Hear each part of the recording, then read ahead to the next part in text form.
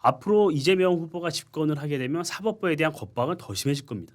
사법 겁박 얘기가 나와서 그 속보로 이건 하나 전해드리겠습니다. 이 논란이 꽤 됐었어요. 지귀현 서울중앙지법 저 부장판사가 뭐 술 접대를 받았다. 이걸 상당히 민주당에서 강하게 주장했는데 하여튼 오늘 오전에 조금 전에 의혹 제기 내용 사실 아니다. 접대받을 생각 해본 적 없다라고 지귀현 부장판사 지귀현 재판장이 밝혔다는 내용이 현재까지 속보로 들어와 있습니다. 이것도 사실은 사법부를 겁박하겠다는 그렇죠. 이 과정의 하나로 많은 사람들이 이해하고 있어요. 맞습니다. 지금. 예. 뭐 지귀현 판사 짧게 설명드릴까요? 예. 뭐 저는 지귀현 판사가 이제 윤석열 전 대통령 재판 모두의 이 얘기 꺼낸 건데 예. 이런 얘기를 했어요. 쭉 보다 보니까 삼겹살에 소맥도 사주는 사람도 없다. 자신에게 예. 삼겹살에 소맥 사주는 사람도 나한테 없는데 이렇게 국가적으로 중요한 재판을 앞두고 판사에게 그런 혐의를 씌우는 것은 이런 문제가 있다는 지적을 따끔하게 한 거죠. 근데 저 정도로 반론이 세게 나왔으면 삼겹살에 소맥을 사는 사람도 없다는 정도가 나왔으면은 그동안은 사실은 무슨 사진도 있다. 그리고 뭐 상당히 제보가 구체적이다. 그래서 정말 그런 일이 있었나? 물론 시점상으로 그게 저 윤석열 대통령 재판보다는 한참 전이니까 이거하고 직접 관련성은 없다 하더라도 뭔가 좀 부적절한 그런 뭐 술자리가 있었나 그랬는데 그 부분의 사실관계도 상당히 지금 큰 다툼이 되겠네요. 이제 공이 민주당으로 넘어간 거죠. 예. 민주당이 공공연하게 얘기했지 않습니까? 사진도 있다. 예. 공개하겠다. 예. 그러면 과연 그 사진이 어떤 사진인가? 예. 과연 제2의 청담동 술자리 같은 이런 허위 사실 유포인가? 청담동은 지금까지 드러난 거로는 완벽한 헛발질이고 정말 소위 새빨간 거짓말이었다 볼 수 있는 거잖아요. 그렇죠. 예. 제2의 청담동 술자리가 될 것인가? 사법 겁박을 위한 수단, 도구화한 것인가? 예. 이 부분을 봐야 돼요. 예. 민주당이 공개한 사진을 보면 굉장히 조악합니다. 주장을 했어요. 예. 그 소위 민주당이 주장하는 룸사롱이라고 지칭되는 그곳 내부에 환하게 불켜져 있는 사진과 예. 그 외부의 이 출입구 사진을 민주당이 공개를 그렇죠, 했어요. 그렇죠. 예, 그 사진 그러면서 봤습니다. 예. 우리는 지귀현 판사가 찍힌 사진도 있다. 예. 이렇게 주장을 했단 말이에요. 그럼 과연 이렇게 됐으면 지귀현 판사가 명확하게 해명을 했고 예. 그러면 이제 민주당이 해명을 해야 될 차례인 거죠. 과연 정말 그 사진을 공개하고 민주당이 어느 정도의 신빙성 있는 제보를 했느냐. 예. 그래서 저는 이 민주당이 제보를 근거로 정치 공세를 펴는 것을 제보라이팅이라 그래요. 제보라이팅, 가스라이팅을 붙여서 이런 제보가 있습니다. 보호해 주십시오. 이런 제보가 있습니다. 저 나쁜 사람입니다. 이렇게 단정짓고 규정하고 정치 공세를 하거든요. 예. 그래서 민주당의 이 윤지호 때부터 있었던 여러 이 가스라이팅 공작, 정치 공작의 이 연속성에 있는 건데 이 제보 공작이 정말 사실인지 아니면 정말 정치 공작이었는지 이제 민주당이 밝힐 차례라고 봅니다. 알겠습니다. 그건 또 저희가 속보를 다음에 또 챙겨보도록 하고 다음 주제로 자, 세 번째 주제는 이재명 후보가 4년 연임 개헌을 어제 토론을 앞두고 갑자기 또 어쨌든 던졌어요.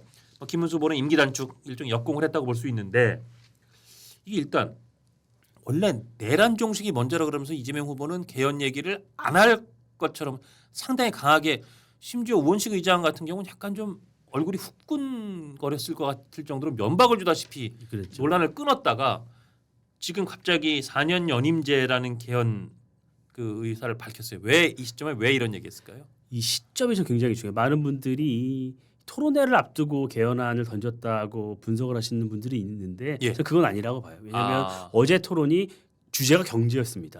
경제 토론에서 그렇게 개헌 얘기가 많이 나오지는 않아요. 그렇기 때문에 토론을 앞두고 던졌다는 건 저는 마치 뭐 그렇게 상관관계가 크지 않다고 보고 그 전날 윤석열 전 대통령이 탈당을 했어요. 그렇죠. 토요일 날 탈당하고 그렇죠. 그래서 저는 이 탈당 이슈, 그래서 보수가 결집을 할 수 있는 여러 가지 이슈들이 쭉 계속될 수 있는 시점이었어요. 윤석열 대통령 탈당을 계기로 많은 분들이 요구를 했었잖아요. 선대위가 하나 되기 위해서는 이런 전제 조건이 필요하다.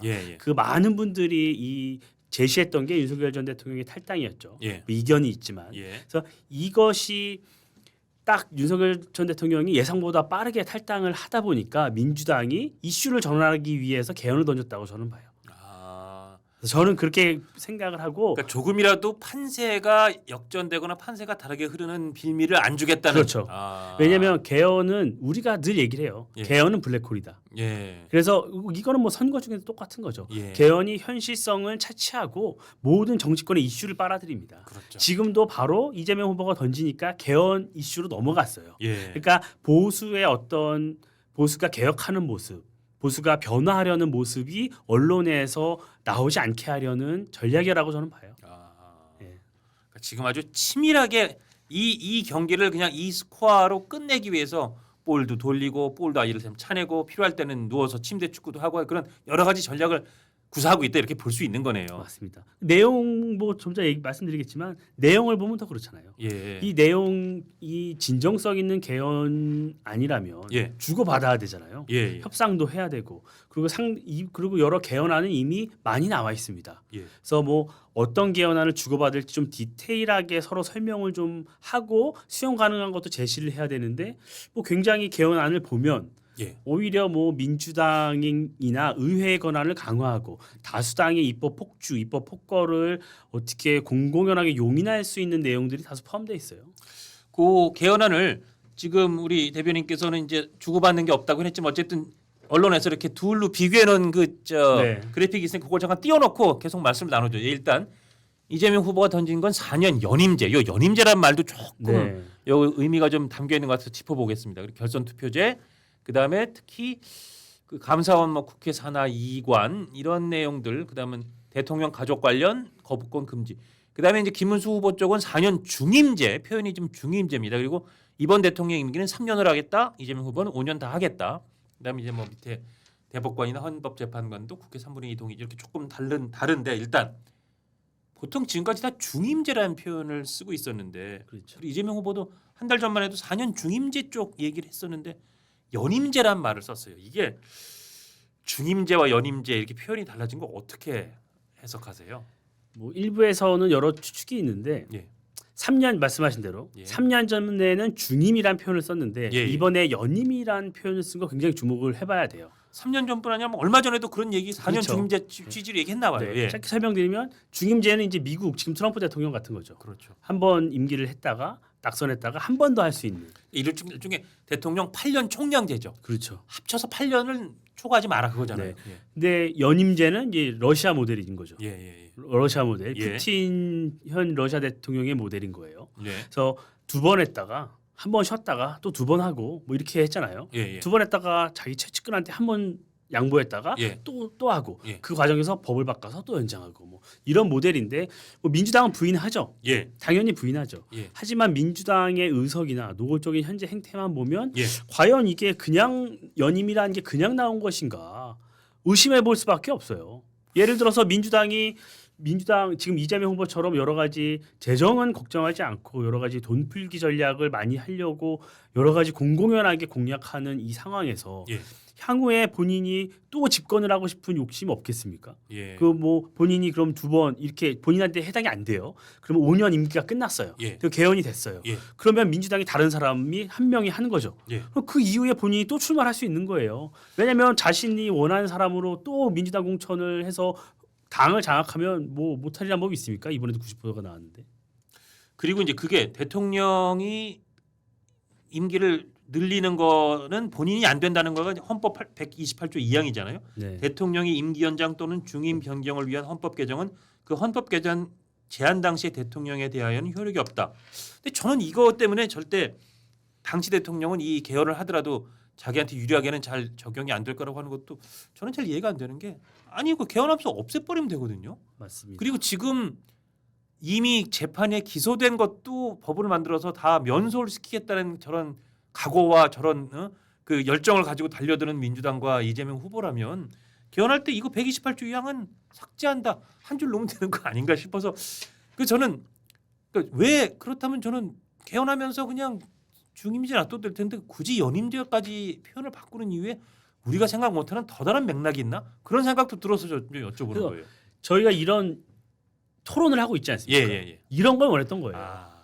이런 걸 원했던 겁니다. 보수의 혁신 개혁, 보수가 어떤 똘똘 뭉치는 모습 이런 게 보이고 싶지 않았던 거죠. 개헌이나 화두를 던져서 이 강론을 갖고 토론이 벌어지고 정국이 그러네요. 바뀐 이걸 원했던 거예요. 아, 이게 연임이 국민 누가 상상할 수 있겠습니까? 예. 그리고 관철이 되겠습니까? 예. 물론 민주당이 여러 뭐 정치 공작을 통해 향후에 어떤 할지는 모르겠지만 예. 이 관철되기 힘든 예. 사실관계들 여러 가지를 제시하고 논쟁을 펼치게 만들고 예. 우리가 대선까지 지금 16일인가밖에 남지가 않았어요. 15일 남았다고 그러더라고요. 예, 그렇기 때문에 진짜 얼마 안 남았어요. 네, 예. 이재명 후보가 원하는 거예요. 아. 이런 논쟁 자체가 연임이냐 중임이냐 예. 왜 이번에는 중임이 아니고 연임이라고 썼냐 이런 논쟁 이걸 원하는 겁니다. 그러네요. 예. 아, 거기에 어떻게 보면 그러니까 아까 축구로 비교해서 볼을 돌린다 그랬는데 정말 자기 진영에서 공이 놀아서 혹시 골 나지 않게 저쪽 진영에서 계속 공이 돌 수 있는 그런 일종의 모멘텀을 제공한 거다 그렇게 볼 수도 있겠네요. 그러니까 개헌이 소극적이었잖아요. 이재명 후보는. 그리고 원래 지지율이 가장 높고 당선 가능성이 높은 사람은 본인 임기 5년을 보장받고 싶어 하고 예. 개헌에 소극적입니다. 과거부터 그래왔고요. 예. 그리고 뭐 저는 이 얘기를 이제 여기서 다른 방송도 자주 했는데 이재명 후보에게는 박근혜 대통령을 존경한다 그랬더니 진짜 존경하는 네. 줄 알았다. 사실 그 어떻게 보면 일종의 그 마스터키 네. 같은 게 있는 거잖아요. 사실 뭘 얘기하고도 내가 개헌한다 그랬더니 정말 개헌하는 줄 알아? 라든지 내가 뭐 이를테면 뭐 100조짜리 사업을 한다 그랬더니 진짜 하는 줄 알아? 이 한마디 이 레토릭을 가지고 자기 말을 뒤집을 수 있는 좀 놀라운 이 마력의 마스터키를 하나 쥐고 있다는 것도 한 번 사람들은 그때 놀랬지만 그다음에 또 그러면 그냥 어떻게 보면 지지하는 사람들은 여전히 지지할 것 같고 반대하는 사람들도 아 그래 원래 그런 사람이지 이재명 후보에게는 그래 뭐 원래 그런 사람이지 이게 이제 상당히 면역력을 주는 아니, 어떻게 뭐 보면 효과가 있는 게 아닌가 하는 뭐 그런 안타까움이 있어요. 상식적으로 우리 이 전과가 이렇게 많은 대통령 후보가 나오기가 쉽지 않아요. 그렇죠. 국민 여러분께서도 다 왜냐면 다 공보물에 나와 있지 않습니까? 그래서 국민 여러분들이 다 판단을 하세요. 예. 근데 이재명 후보의 리스크가 아닌 게 됐잖아요. 이제. 그러니까요. 그 참 네. 이미 너무 익숙해진 거예요. 예. 말 바꾸기에도 익숙해지고 그러니까요. 그 사법 리스크에도 익숙해지고. 그러니까 이재명 후보는 그냥 그냥 그래 그러려니 뭐 몰랐어? 뭐 그런 거잖아. 그게 사실은 아닌데. 그래서 굉장히 이번 선거가 중요한 거예요. 예. 과연 대한민국을 이런 비리와 부패 공화국으로 갈 단초를 마련하는 것인가? 과연 과거 어떤 청렴과 성과로 대표되는 김문수 후보의 여러 가지 이런 부분을 평가할 것인가? 저는 뭐 유권자분들께서 현명하게 판단해 주자고 봅니다. 얘기 나온 김에 제가 오늘 원고에서 이걸 꼭 다룰 얘기는 아니었지만 저는 사실 이재명이란 정치인이 대통령 되는데 가장 큰 족쇄는 많이들 생각했죠. 이미 189석 이미 이제 저 김상호 의견 넘어갔으니까 이제 사실상 190석이 됐죠. 네, 범 190석 민주당까지 하면 개혁신당 빼더라도 190석의 의회 권력에 대통령이라는 권력까지 함께 주게 되면 그리고 요새는 더더군다나 노골적으로 사법부와 겁박과 장악의 의사까지도 강력하게 표현하고 있는데 그럼 주렁주렁 모든 권력을 다 쥐게 되는 거를 과연 국민들이 허락할까 동의할까 그 부분이 어떻게 보면 이재명 후보가 대통령으로 되는 마지막 길목의 리스크라고 생각했는데 요새 그 리스크에 대한 걱정들이 생각보다 좀 줄어든 것 같아요. 정치인들이 어떤 넘지 말아야 할 선, 예. 불문율이라는 게 있어요. 예. 여기까지는 우리가 가지 않는다. 그게 없어졌죠.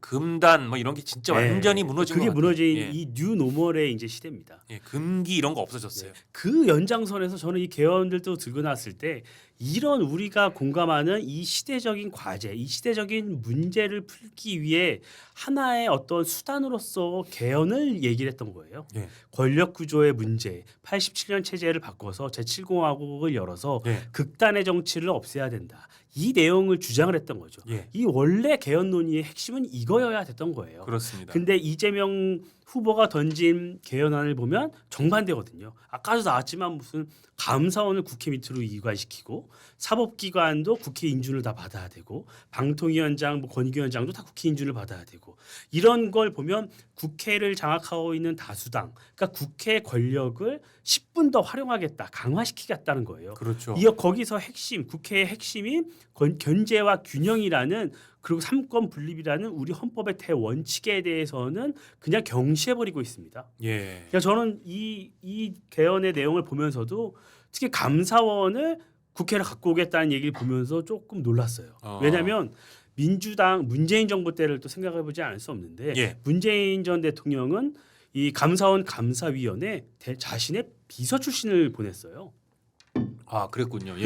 비서 출신을 보냈습니다. 그러니까 민주당 정부 구성원들이 생각하는 감사원에 대한 위상 예. 그리고 감사원의 역할 이 과연 이 독립기구라고 생각하고 있느냐 하는 이걸 되짚어봐야 되는 거예요. 그 스스로도 감사원이 독립기관의 역할을 하려면 어떻게 구성돼야지 한다는 철학적인 이 무장되어 있지가 않아요. 그러다 보니까 국회를 그냥 가져온다고 하는 거죠. 예. 근데 국회는 오히려 감사원이나 다른 기관보다 더 신뢰도가 낮죠. 예. 국회는 오면 다수당으로부터 자유로울 수가 없습니다. 더 정략적이고 더 정치적인 인사와 조직과 어떻게 보면 구성 그다음에 뭐 진행 이런 것들이 이루어질 가능성이 농후해지는 거죠. 맞습니다. 예. 그래서 이 감사원이 어떤 결과를 내놨는지를 돌이켜 보면 돼요. 감사원이 뭐 사드 문제나 예. 여러 가지 통계 조작 문제 이런 예. 것들을 다 규명을 해냈어요. 예. 그러다 보니까 이제 감사원이 눈에 가시였던 거죠. 민주당이 보기에. 민주당이 보기에는 지금 굉장히 안타깝습니다. 너무 이 개헌이 저희가 전국 전환을 위한 수단이라고 평가하는 이유는 이런 세부적인 내용 때문이에요. 알겠습니다. 뭐 어떤 분들은 이재명 후보가 대통령이 되면 이재명 총통이 될 것이다. 그래서 이제 뭐 그런 분들의 얘기를 빌면 이재명 총통의 제국이 되면 과연 어떤 일이 벌어질 것인가 참 걱정이 많이 된다.